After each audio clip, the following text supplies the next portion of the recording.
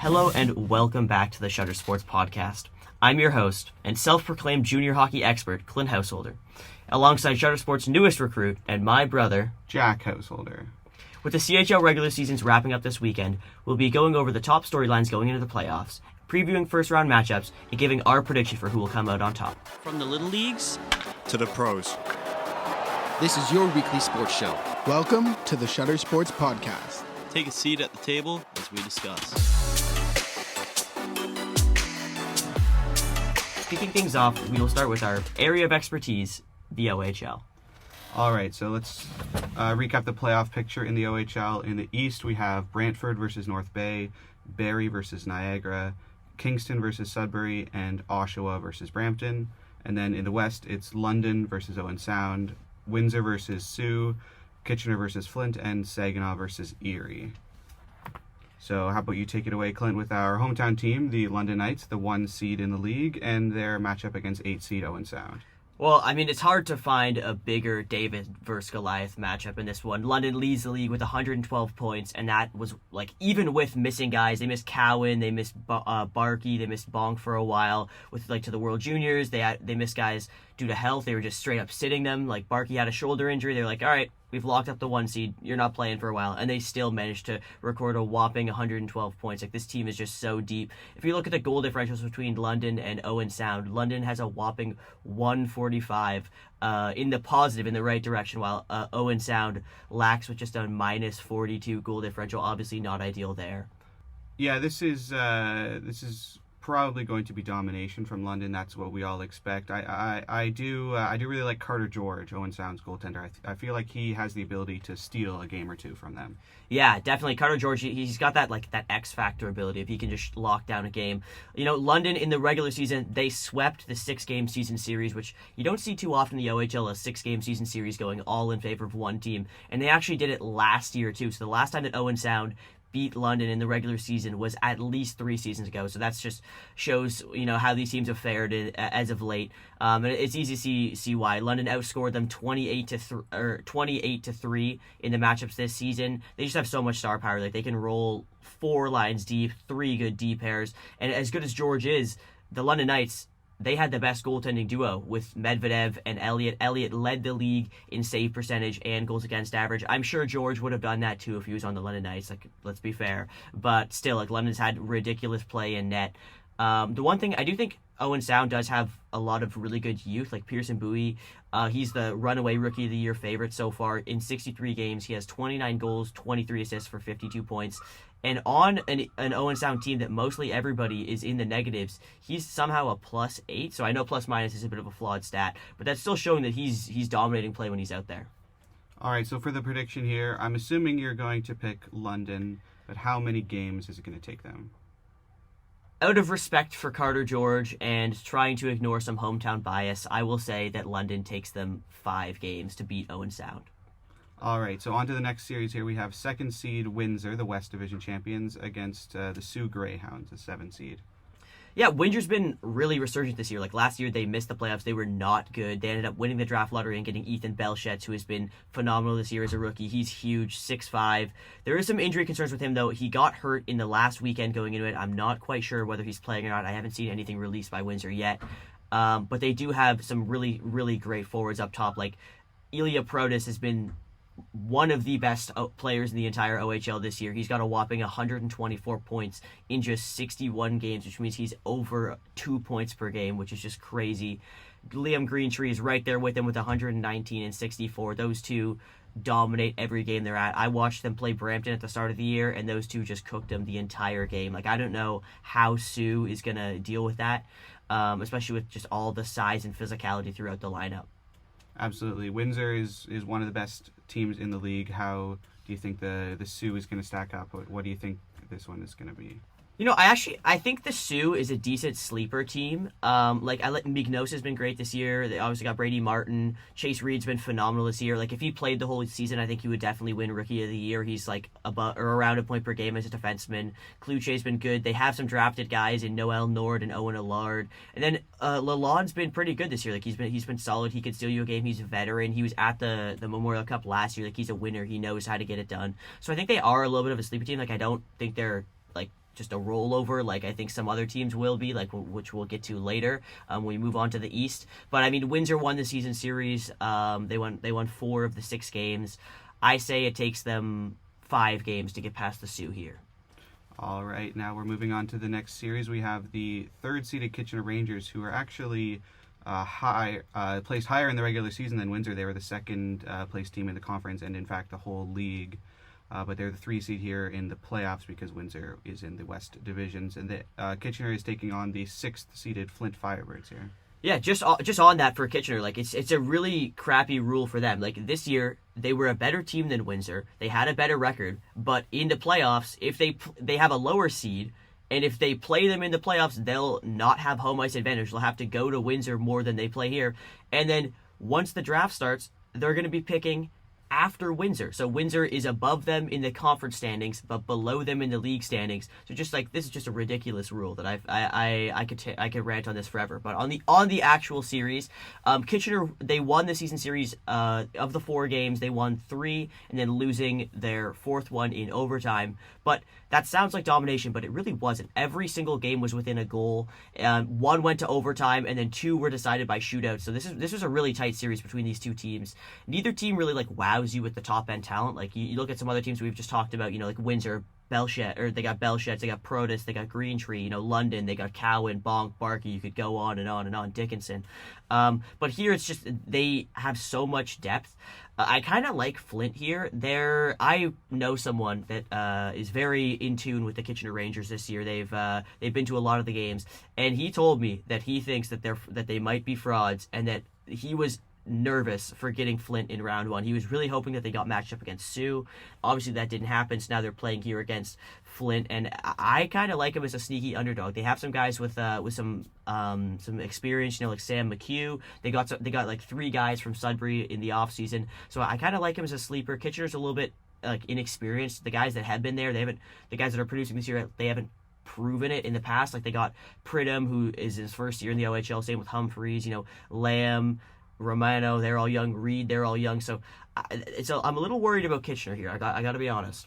Those top 3 teams in the Western Conference, London, Windsor, and Kitchener, everyone's been picking them to at least win in the first round, and should be a bloodbath of the second and third rounds in that conference. But I like Flint as an underdog here as well. Yeah, I think.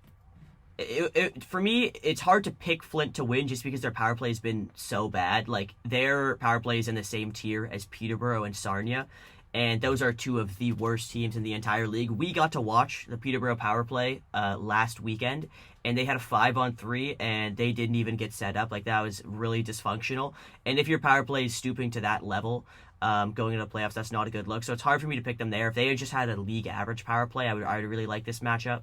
I will still say Kitchener takes it in 7, but this is one I would keep an eye on. If someone in the West gets upset in the first round, I would bet it's Kitchener. All right, we're moving on to the 4th and last series in the Western Conference, and the only one without one of the top 3 teams, the top 3 teams in the league. This one is the 4-5 matchup, an All-American matchup between the Saginaw Spirit and Erie Otters. Yeah, they split the 4-game season series. It was close. This is really just a premier draft matchup. If Schaefer comes back, which I've seen clips of him skating, there's the timeline of when he's returning is still a little uncertain. But if he's back for this series, just man, that's a gift to scouts around the world. That'd be awesome. For Saginaw, it was a record-breaking year. Misa, he got 134 points in 65 games, which is the most in your draft year since John Tavares. That's insane. Zane Perrick also became the 2nd defenseman in OHL history to record multiple 30-goal seasons with 107 points and 33 goals. That was sensational. Let's not forget about Callum Mangoni, who set the all-time record for points from a U18 draft selection. So they've had a lot of record-breaking. It's been a sensational year. They sold at the deadline. They sold off Willis. They sold off Hay because obviously they are the defending CHL Memorial Cup champions. They went all in last year with Beck, Shapovalov. They had so many good guys that they burnt all their assets. They had to get some back. And in doing so, even when they sold, they still come in here as the 4th seed in the West. Yes, it's really hard to bet against the defending Memorial Cup champions. Yeah, and especially like they lost these guys at the deadline, and then right after the deadline, who'd they get? Igor Chernyshov, who has the highest point per game in the entire league.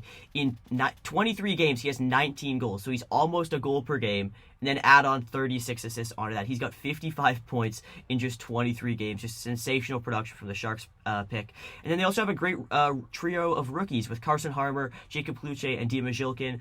All those guys will be in the running for the Rookie of the Year race. I don't think any of them will get it, but still, they got a lot to build on going forward. I think this team can be really good next year and the year after that. One thing is their power play is phenomenal at a whopping 27%. I really like their odds in this. I think a lot of people see this as a swing matchup, but I really like Saginaw's chances. Like, to me, Erie, they have some experience with Alfano. They have Pano Femus. They got a lot of good guys like Martin Misiak.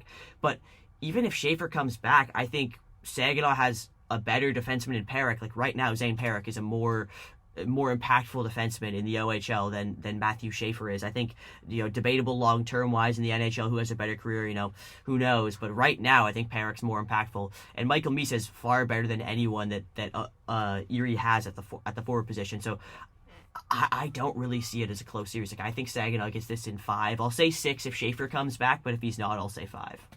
All right, so now we're moving on to the Eastern Conference, and we have the first seed in the Eastern Conference, Brantford Bulldogs, hosting the North Bay Battalion.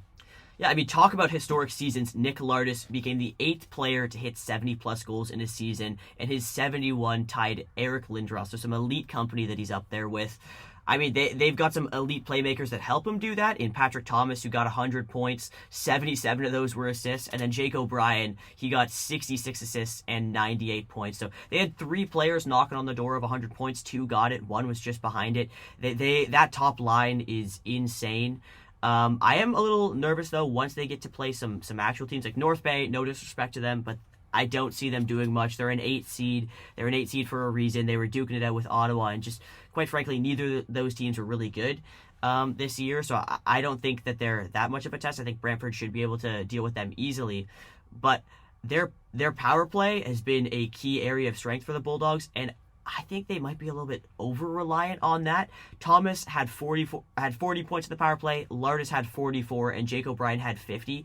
That's a really high percentage of their actual point totals. Like, those guys were clicking, and I know that, it's reliable. If they're clicking at that through the whole season, then maybe this is sustainable. But when you're not playing against the really bad teams like the Peterboroughs, the Ottawas, which they played a ton of times from being in their division, is it still going to click to that same amount? I saw them struggle last week against Brampton to get it done. So I would worry about them as a second round begins to, loom in. If they get a tough draw in the second round, I think that could be a really, really tough spot for them.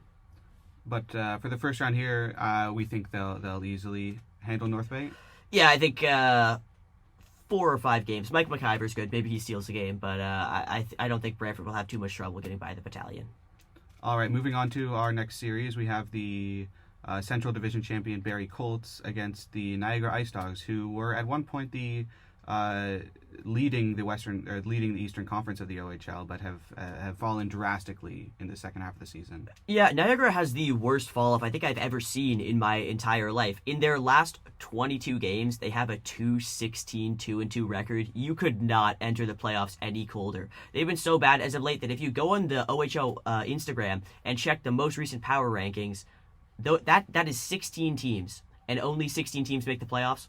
And they're not even listed on the power rankings. They have the CHL has Ottawa, who finished 9th ahead of them in the power rankings.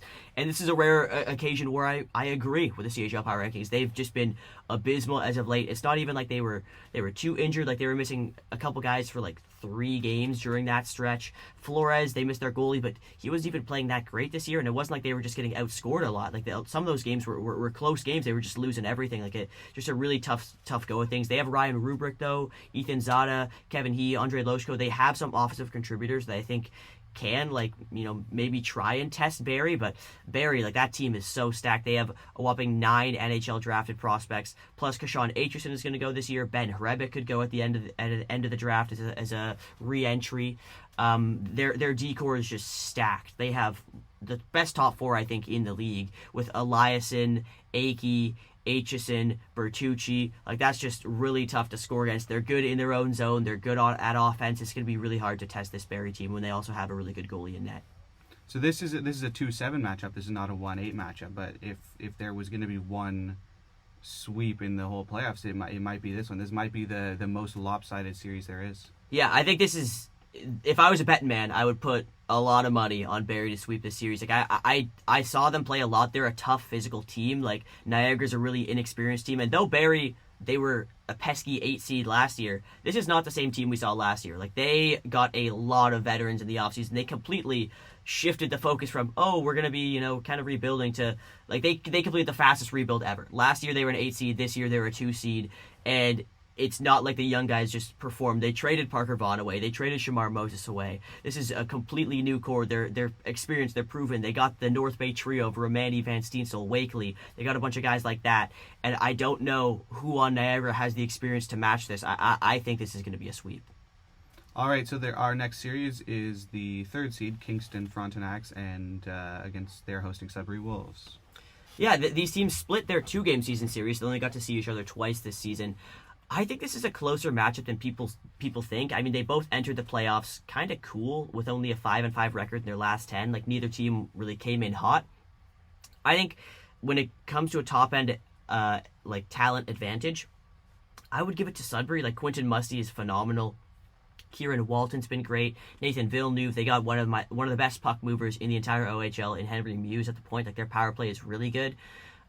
Kingston has a lot of good talent there. You can't disrespect Emil Pini-Niemi, Tuomas Uronen, or Jacob Battaglia, but I think for purely top-end talent, I would give it to Sudbury. So if their guys are clicking at top form, then they are going to be really, really scary. If I'm a 3 seed and I get matched up with the Wolves round 1, like, I'm annoyed. That's not a good pull for Kingston. Are you taking Sudbury here? Do you think we're going to get an upset? If I was betting on an upset, I would think that this is a matchup where it could come. It really depends on the health of Quentin Musty. He hasn't seemed like he's been at 100% as of late. Kingston, they have a very, very good power play with 25.6%, and Sudbury has taken a ton of penalties. They have 1,000 penalty minutes in just like 68 games, which is just ridiculous amounts of gooning. So I think if they're not disciplined, if they can't stay disciplined in the playoffs, and you give Kingston those power play opportunities, then I think Kingston will really, really take advantage of that. And when you look at Sudbury's production, a lot of theirs does come from their own power play, with almost every single one of their top scorers being in the minuses for plus minus, except Quentin Musty with a staggering +1. So I don't know. I am worried. Like I think this is a closer 3-6 matchup than we normally see, but I'd still go with Kingston.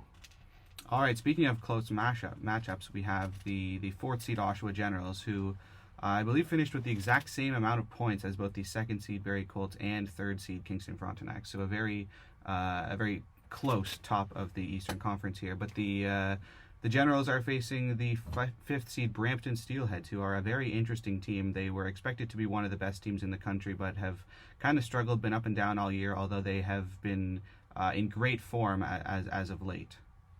Yeah, I mean, this is a matchup of two of the teams that, if you're going into the year, you would have predicted them. This is the 1, this is the 2 in the Eastern Conference, and somehow this is the 4-5 matchup. If you told anybody that going into the year, they would be stunned. They split the season series 2 games apiece.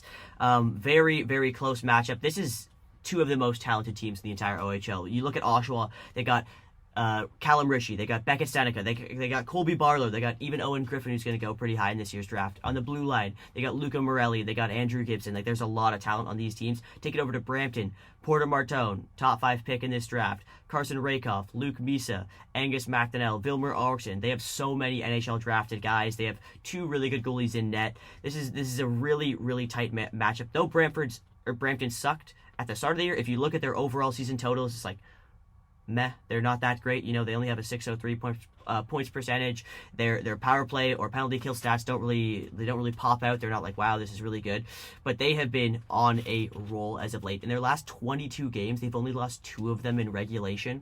And since game 36 of the regular season, they have a whopping 88% penalty kill percentage. Since they acquired Connor Smith and they got Stevie Leskovar back from injury, their PK has been locked down.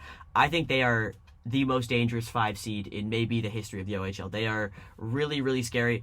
Me saying that, of course, I'm going to jinx them. They're going to lose in round 1. But on paper, I think this team should compete for the Eastern Conference. I would not be surprised if they win the entire OHL, to be completely honest with you.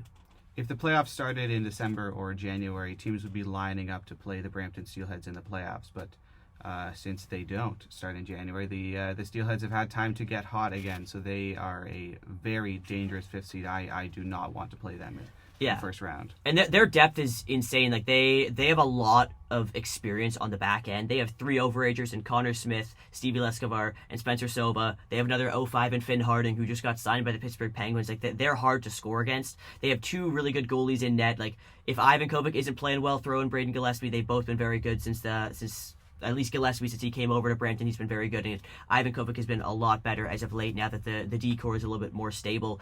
And overall on their season record, like I mentioned how it didn't look good at the start. Part of the reason why teams wanted to play them in January is because they're missing guys. They missed 5 guys at the World Juniors. They've had a ton of injuries. Angus McDonnell missed time. Stevie Lescovar missed time. Lucas Carmiris missed a bunch of time. Now that they got all these guys back and they got the addition of Aiden Lane out of St. Andrews College, who has been phenomenal. He helped the second line resurge. You know, they had 4 excellent forwards up top in Misa, Martone, Rakoff, and McDonnell. But the breakout of Lane and the return of Carmiris allows their top 6 to just be awesome. Either line is like a top line. Like they're wicked going into it. They play a very physical playoff style. Like I talked about those veterans on the back end. They got a lot of size back there up front. They're very physical. You know, Martone can lay the body. McDonnell will get under your skin. Even guys down the lineup like Mason Zabeski and Gabe Sherratt, they throw the body. Vilmer Ulrichsen's coming back. He's like 6'7". They're huge. I would not want to play them in the playoffs. So what's your prediction here? Do you think the Steelheads are going to upset the Generals? I do. I think the Steelheads take it in 6 games. I think they're hot coming into it. They're hard. They have 2 good goalies. They got a stable D-core. They got really good top-end talent, and then they have a ton of depth to fall behind it. I think they are the sleeper juggernaut. Okay, do you have any other overall thoughts on the OHL as a whole, or any specific teams before we get into the final prediction for the league? No, I just say we rip the final prediction. All right, so of those 8 teams that you picked to win in the first round, which one of them do you think is going to win 3 more and go to Rimouski? You know, I think it's hard to bet against the London Knights. Like they won the OHL last year. They were dominant. They only lost 2 games of their 18. They went 16-2. Like that's just a ridiculous record in the playoffs. They have a lot of that same talent back, and though some of them haven't been clicking at the same amounts, it's because they haven't needed to. Like they got 112 points in the regular season, missing guys, you know, sitting guys for fun, you know what I mean, just to rest up. It's hard to go against them. I'll say that they beat the Barrie Colts I say it goes to 6 or 7 games in the finals. I really like this Barrie team. Like they have so much physicality and strength on the blue line, and both goalies have been phenomenal. Like Ben Hrebeck might win OHL goaltender of the year. He's been that good.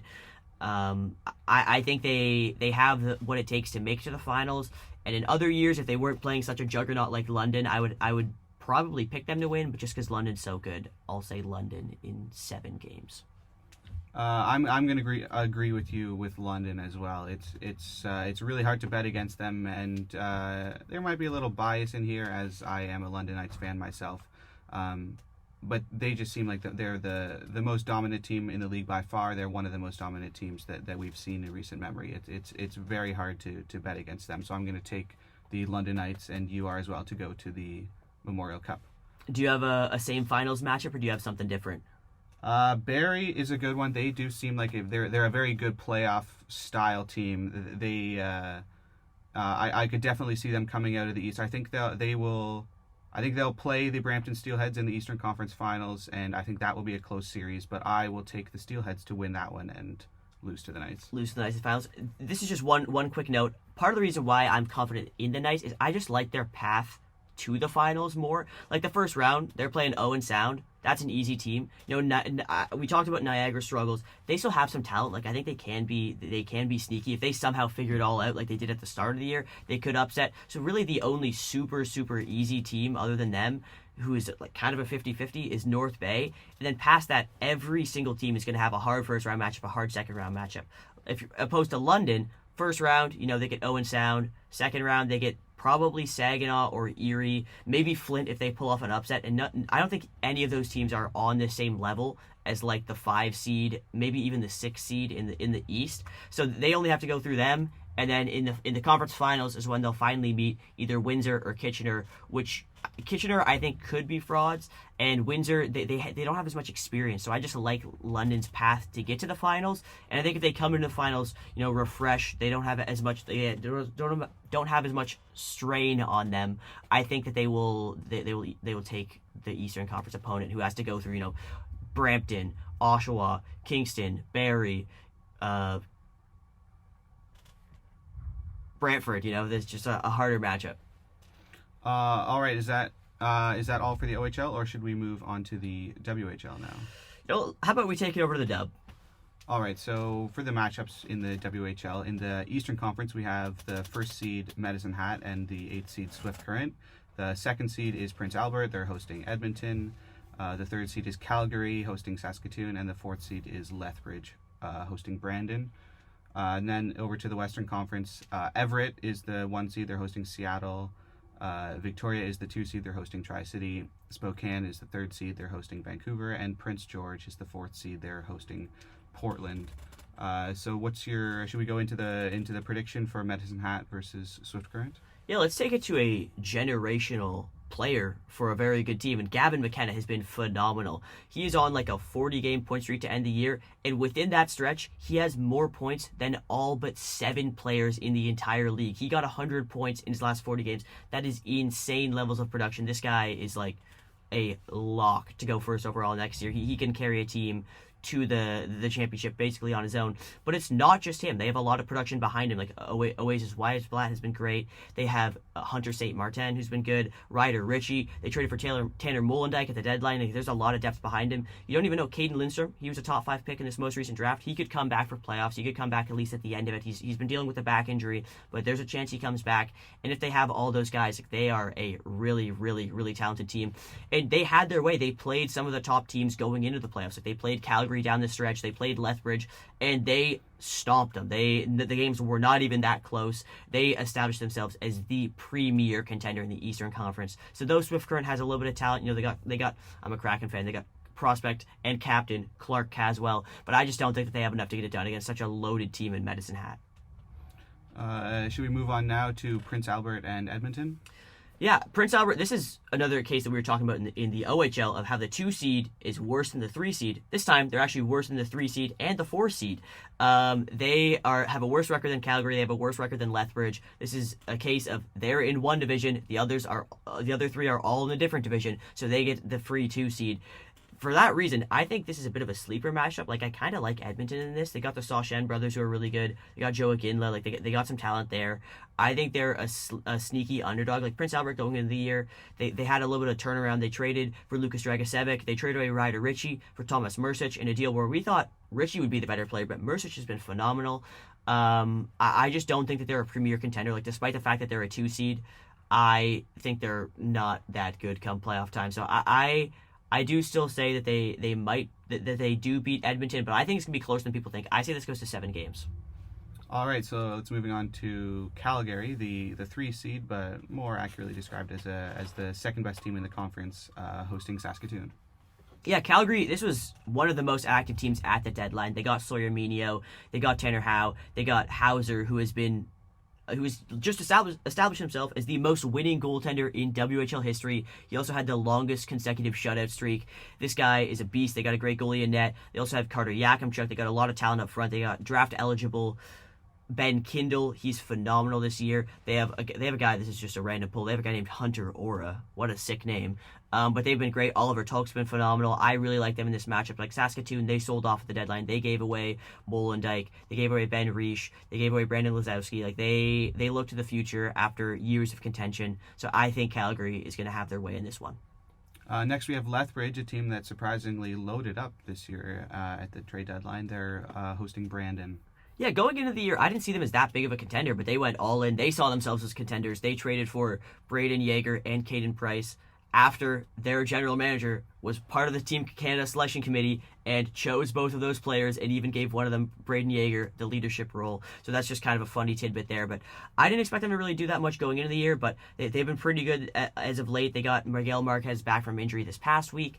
I do think Brandon is a sleeper team. I think if they had have beat Prince Albert for that second seed, if they had a better end to the year, then I think they could be kind of a sneaky team to do some damage. If they had a matchup against Edmonton in round 1, I would really like them in that. But they're just playing such a tough team in Lethbridge. I mean, they do have a lot of proven winners. They got Marcus Wynn, who was just in the finals last year. They got a good core of OAs. Mateo Michaels has been great. They have Roger McQueen, who's maybe the biggest X factor in the series. He could be dominant. He's huge. He's one of the top prospects for this upcoming draft. The thing with him is he's missed a lot of time, but he's finally back now. They got some good complementary pieces like Jordan Gavin at the deadline, and in net they have probably the best goalie in the entire WHL in Carson Bjarnson. So I do think they are a very, very tough sleeper team.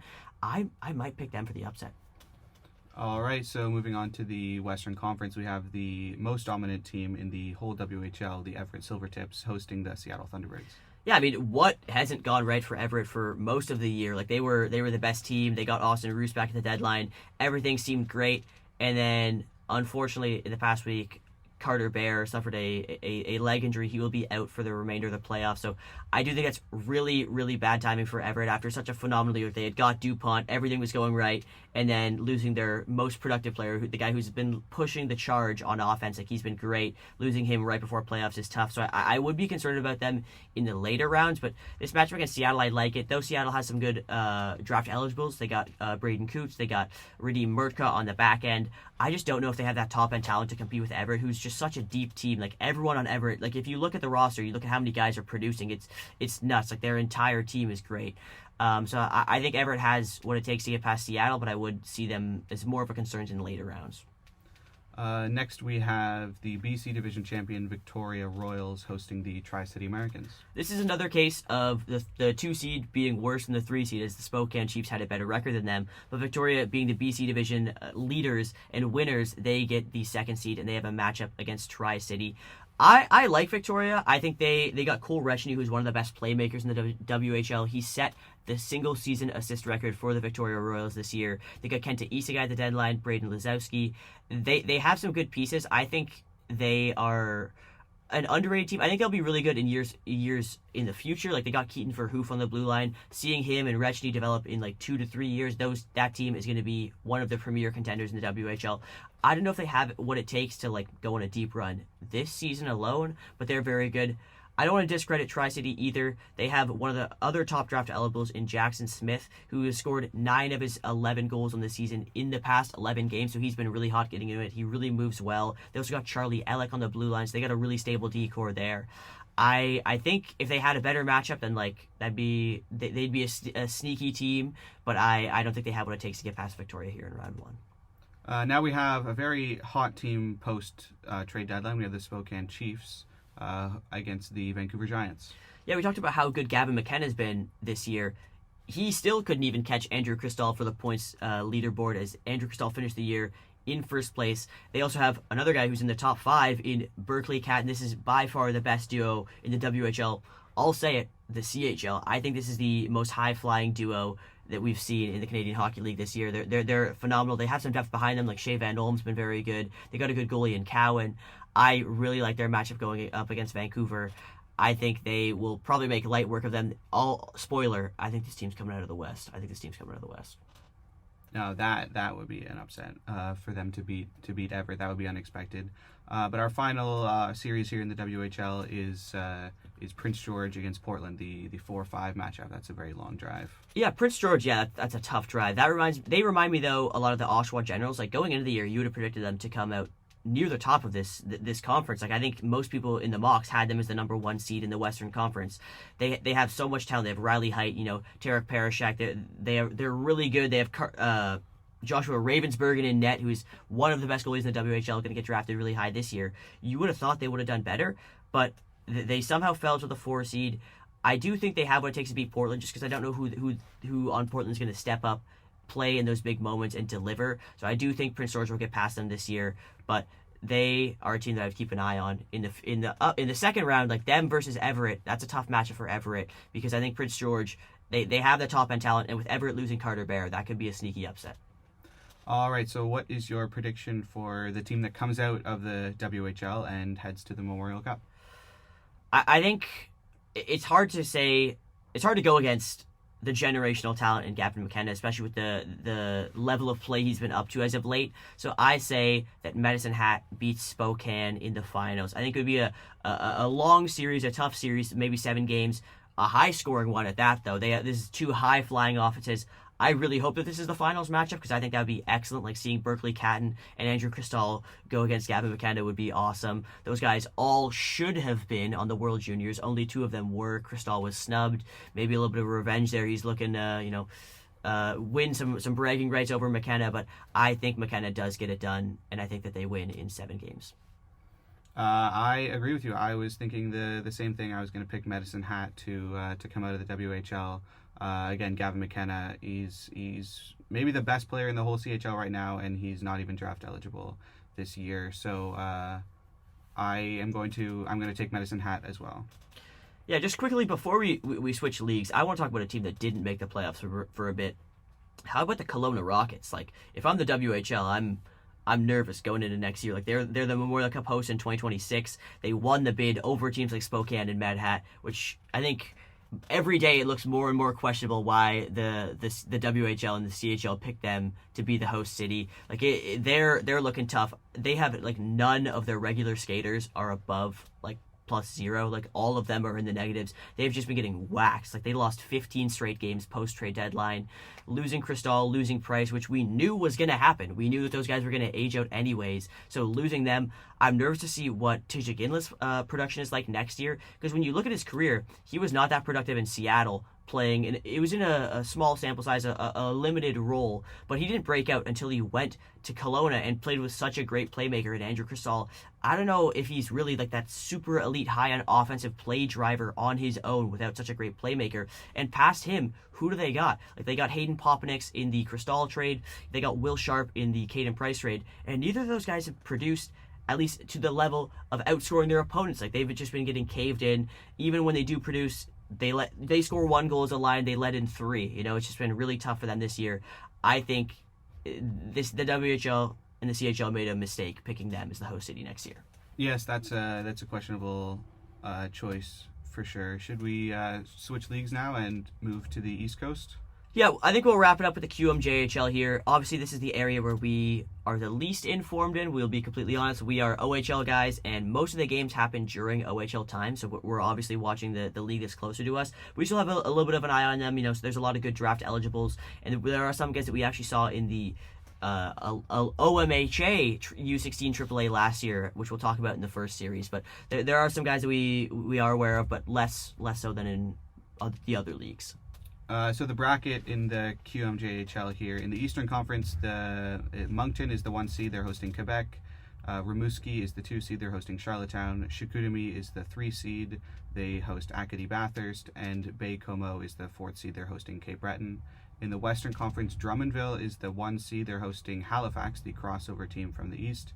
Rouyn-Noranda is the 2 seed, they're hosting Gatineau. Shawinigan is the 3rd seed, they're hosting Val-d'Or. And Blainville-Boisbriand versus Sherbrooke is the 4-5 matchup. So let's get right into it with Moncton and Quebec.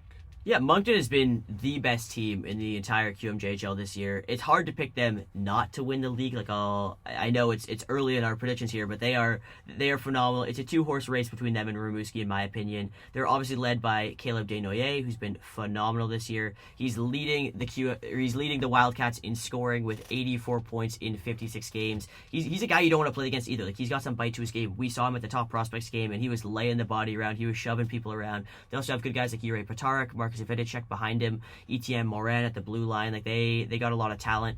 I think that they're tough to beat. Quebec, I will say, they have some players that I do like. We saw Maddox Dagenet last year playing for the Quinty Red Devils in U16 AAA. He was the first overall pick that then got traded to Quebec because he didn't want to play in the team that had the first overall pick spot.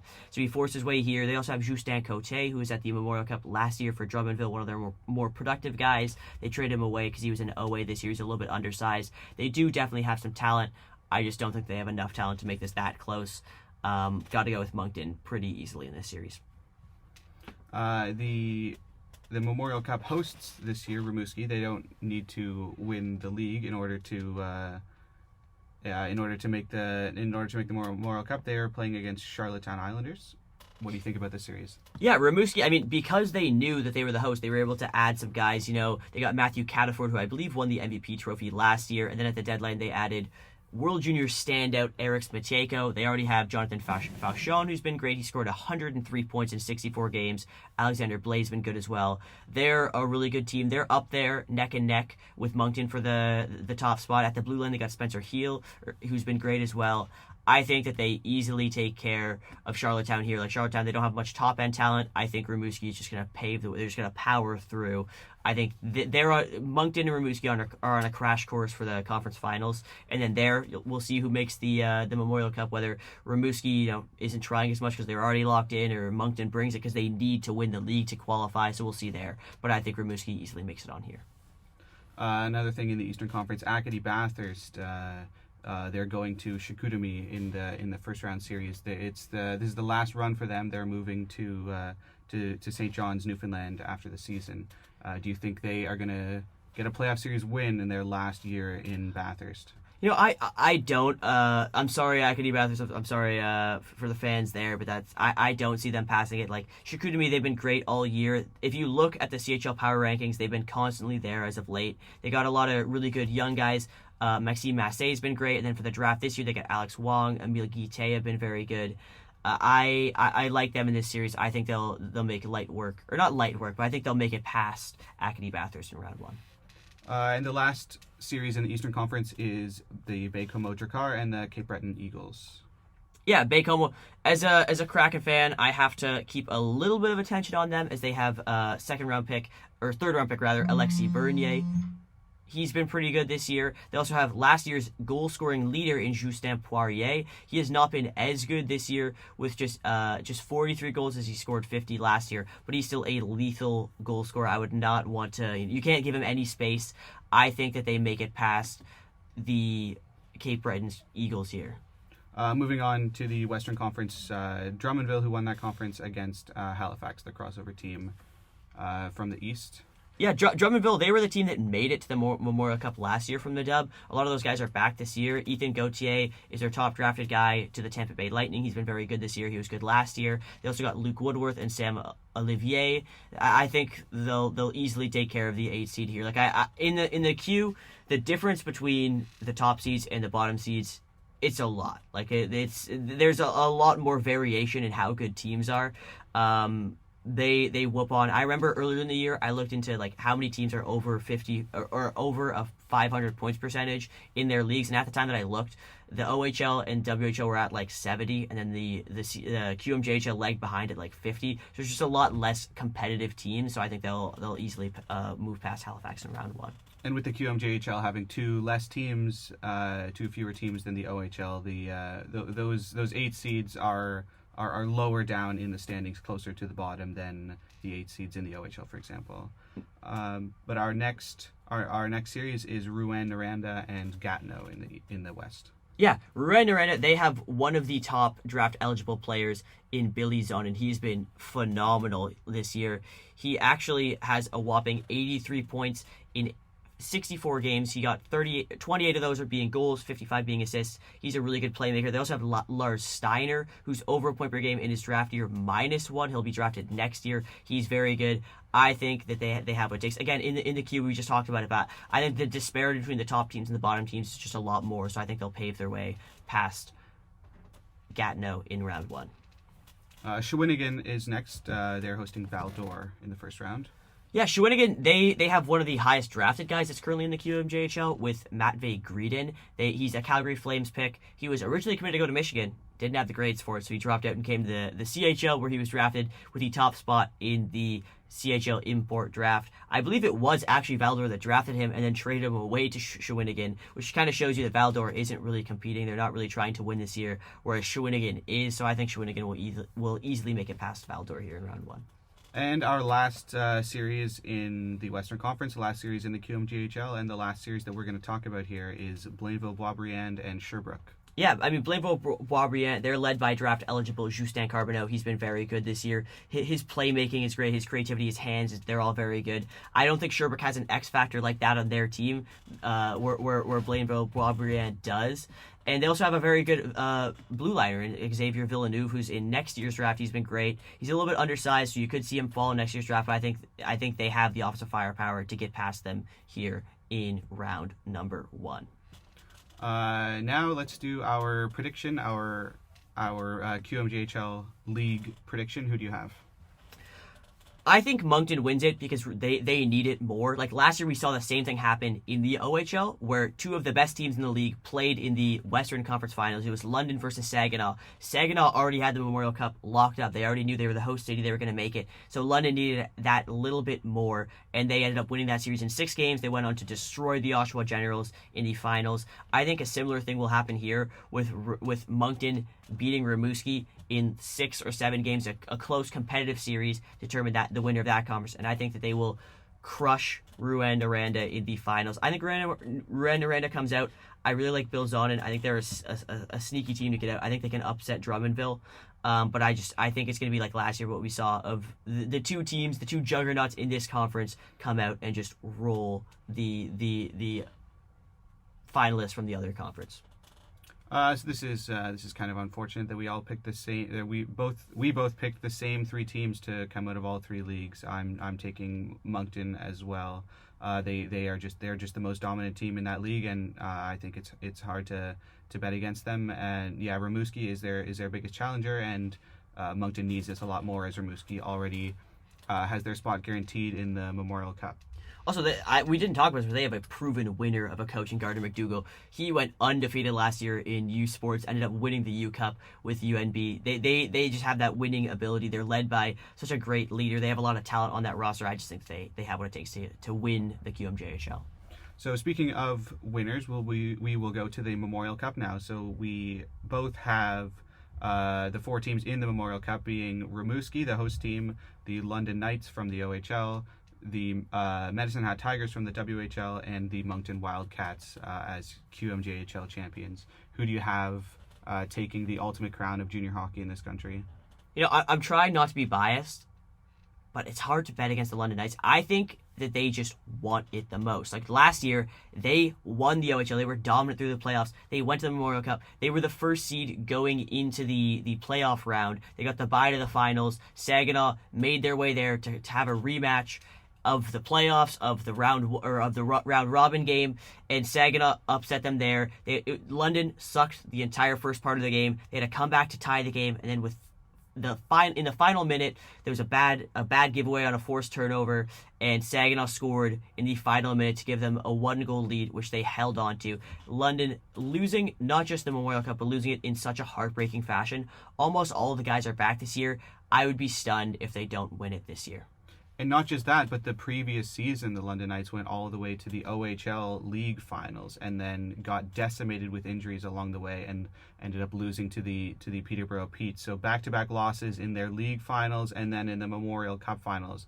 I don't think we're going to see a team that wants to win, that has more will to win than the London Knights this year. And I think if they make it to Rimouski this year, they are going to be on another level. I think they're the most hard to bet against a team that we can possibly see. Yeah, and I think part of it for me is I think also like just betting on teams to get there. Like Rimouski, if they beat Moncton, Moncton's done. Like Moncton has a tougher path to get there of playing such a really good stacked team in Rimouski. So there's a chance that they don't make it. If Moncton doesn't make it, I don't think the Q team is doing well, because that would just be whoever loses to Rimouski in the finals. And then the dub, there's just more variation of teams. Like in the East, there's Medhat, there's Calgary, there's Lethbridge, even Brandon's pretty good. Prince Albert was a high seed. And then in the West, Everett, they could still win it. Like they've been phenomenal this year. They're the most dominant team. Prince George is good. Like there's just a lot more good teams. And in the OHL, we already talked about it when we were briefing our OHL part, but I like London's path at least to the finals the most, and I think that Eastern Conference team is going to be a lot more stressed. They're maybe battling some injuries. You know what I mean? We see it every year post playoffs. The teams release like, oh, this guy's dealing with a shoulder problem, this guy's dealing with a leg problem, and I think that there's just going to be more of that in the Eastern Conference than the West. So I think London has maybe an easier path to get there, and they want it the most. And we talked about a winning coach in Gardner McDougall. Dale Hunter won his 100th or 1,000th rather career game as an OHL head coach. Just a phenomenal leader in that room. So I think they have what it takes. I think they will get it done. All right, so there we have it, our predictions for the entire CHL playoffs and the resulting Memorial Cup for 2025. All right, stay tuned. We will be maybe updating this in the future. We'll see how we do after round 1, after round 2. We'll see if our predictions, do really well, or if they go to crap. Then we'll eat our words here, I guess. Thank you so much for listening to the Shutter Sports Podcast.